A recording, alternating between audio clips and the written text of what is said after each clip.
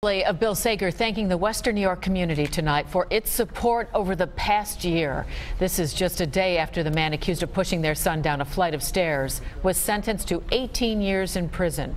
The family gathering at the Iraq-Afghanistan Memorial here in Buffalo, where Sager's name is etched in stone.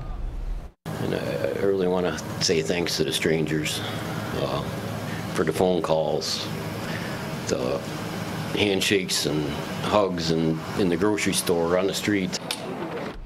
But Sager's father saying the family will never have closure for what has happened. 7 Eyewitness News reporter Ed Dranch here to tell us what's next now. Ed. Well, Joanna, Sager's father says the book isn't closed in this story just yet. With a civil lawsuit still pending, they're now bracing for what's ahead.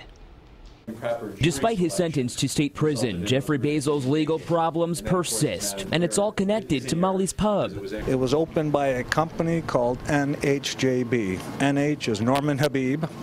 JB, we believe, is Jeff Basil.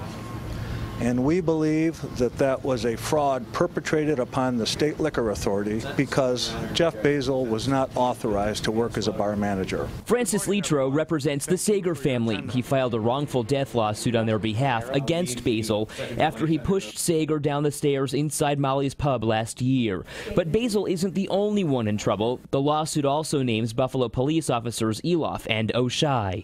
By working in taverns, they're working in a conflict of interest situation, working for the police and being paid by, in this case, crooks. Eloff and O'Shea were off duty working security at Molly's Pub when Sager was seriously hurt. By order of Jeff Basil, Eloff handcuffed Sager while he was unconscious outside the bar.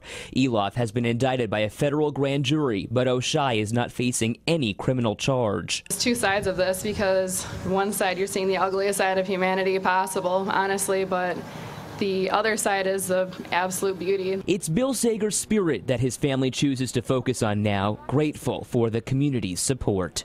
Gosh, it's really unreal to me how much everybody supported us from the very beginning, and we really appreciate that from the bottom of our hearts. This civil lawsuit also names the city of Buffalo and the Buffalo Police Department. The family attorney says Eloff's history was known to city leaders and they had policies in place that violated the law. Arguments in this case are expected to begin within the next month. Ed Dranch, 7 Eyewitness News. All right.